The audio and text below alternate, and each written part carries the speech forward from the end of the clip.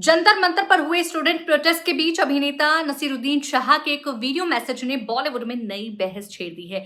इस वीडियो में नसीरुद्दीन शाह ने बॉलीवुड के उन सितारों पर सवाल उठाए जो छात्रों के प्रदर्शन और उससे जुड़े मुद्दों पर चुप हैं।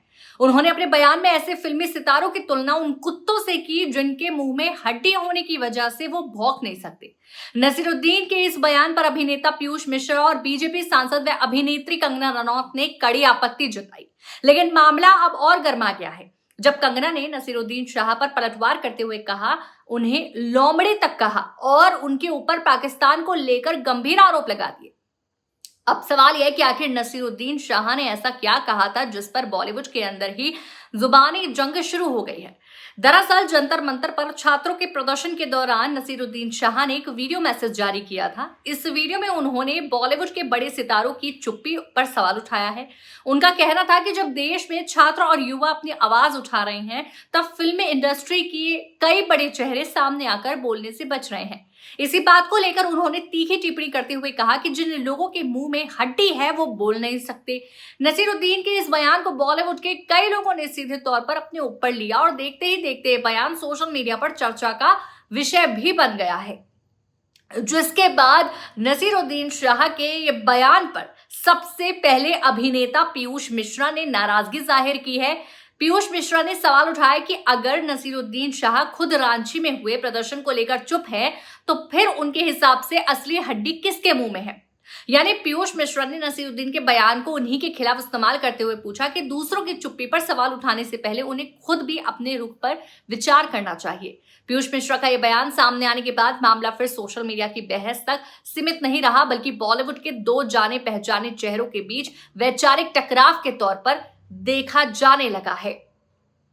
अब इसी के बीच क्या होने वाला है, इसी के बीच जो कंगना रनौत हैं जो इस विवाद में कूद पड़ी हैं। कंगना ने पीयूष मिश्रा के बयान को अपनी इंस्टाग्राम स्टोरी पर भी शेयर किया है और नसीरुद्दीन शाह पर सीधा हमला बोल दिया है।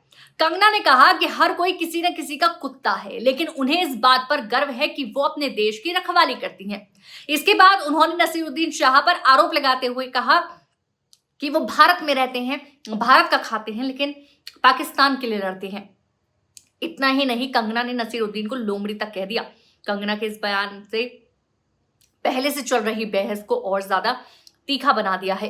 कंगना ने नसीरुद्दीन शाह के पुराने बयानों और उनके पाकिस्तान से जुड़े कथित रुख को भी निशाने पर लिया है। उनका आरोप था कि नसीरुद्दीन शाह जब भी अपनी फिल्मों, इंटरव्यू या बयानों से सामने आते हैं तो उनमें पाकिस्तान का जिक्र बार बार दिखाई देता है।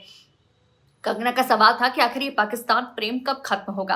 उन्होंने कहा कि देश के बंटवारे को कई दशक बीत चुके हैं, लेकिन इसके बावजूद पाकिस्तान को लेकर ये चर्चा खत्म क्यों नहीं होती।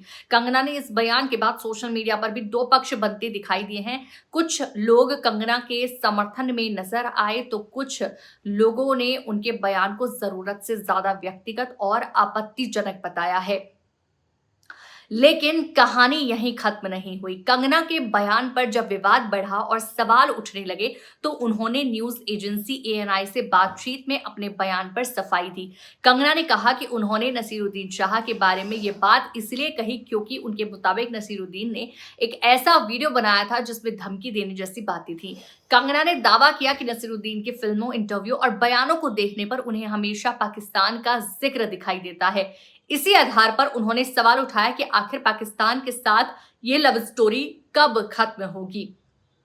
इसी के साथ कंगना ने यहाँ पर और भी चीजें कही। कंगना ने कहा कि देश के विभाजन को बहुत लंबा समय बीत चुका है, इसलिए उन्हें समझ नहीं आता कि पाकिस्तान को लेकर ये चर्चा लगातार क्यों होती रहती है, क्यों जारी रहती है। उनके मुताबिक जब भी नसीरुद्दीन शाह की बात सामने आती है तो किसी न किसी वजह से पाकिस्तान का मुद्दा उनसे जुड़ ही जाता है। हालांकि कंगना की अपनी राजनीतिक और व्यक्तिगत ही राय है और नसीरुद्दीन शाह की ओर से इस पूरे विवाद पर उनकी प्रतिक्रिया क्या है, ये भी इस बहस का अहम हिस्सा है। फिलहाल दोनों तरफ से दिए गए बयानों ने सोशल मीडिया पर एक नई बहस को जन्म दे दिया है, जिसके बाद लगातार ये बहस चलती जा रही है और इस पर कई और कमेंट सामने आ रहे हैं। कंगना ने इसी बातचीत में अपना साथ हुए कथित विरोध प्रदर्शन का भी उन्होंने जिक्र किया है। उनका दावा है कि जंतर मंतर पर हुए प्रदर्शन के दौरान करीब 2,500 लोग उनके घर के बाहर इकट्ठा हो गए और कुछ लोग उनके घर के गेट तक भी पहुंच गए थे। कंगना के मुताबिक उस वक्त हालात इतने तनावपूर्ण थे कि उनके घर के बाहर बड़ी संख्या में पुलिसकर्मियों की तैनाती करनी पड़ी। उन्होंने कहा कि उस समय उन्हें डर महसूस होता था और वो रात में ठीक से सो भी नहीं पाती थी। कंगना का आरोप है कि जब वो खुद इस तरह की स्थिति से गुजर रही थी, तब नसीरुद्दीन शाह जैसे लोग सिर्फ दिखावे के लिए घड़ियाली आंसू बहा रहे थे। फिलहाल इस पर आप क्या कहना चाहेंगे? अपनी राय कमेंट सेक्शन में जरूर दीजिएगा।